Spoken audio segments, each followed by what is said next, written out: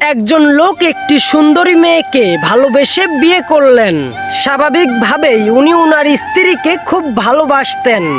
ভাগ্যের পরিহাসে হঠাৎ একদিন ওনার স্ত্রীর চর্মরোগ হয়। ধীরে ধীরে তার স্ত্রী সৌন্দর্য হারাতে থাকে।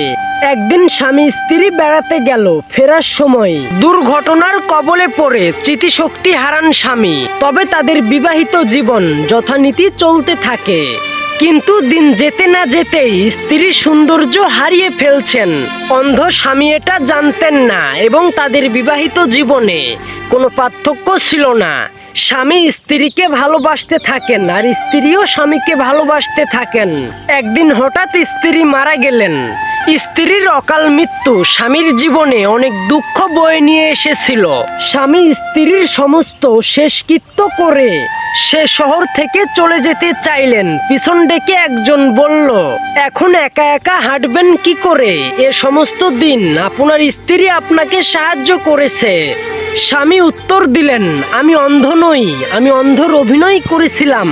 কারণ ও যদি জানতো আমি একটি রোগের কারণে তার ত্বকের অবস্থা দেখতে পাচ্ছি, তবে এটি তাকে তার রোগের চেয়ে বেশি কষ্ট দিত। আমি কেবল তাকে তার সৌন্দর্যের জন্য ভালোবাসিনি, আমি তার যত্নশীল এবং প্রেমময় প্রকৃত প্রেমে পড়েছি। তাই আমি অন্ধ হবার ভান করলাম শুধু তাকে খুশি রাখার জন্য। এখান থেকে আমরা কি শিখলাম? সময়ের সাথে সাথে সৌন্দর্য বিবর্তন হবে, কিন্তু হৃদয় এবং আত্মা সবসময় একই থাকে। মানুষকে বাহির থেকে নয়, অন্তর থেকে ভালোবাসুন।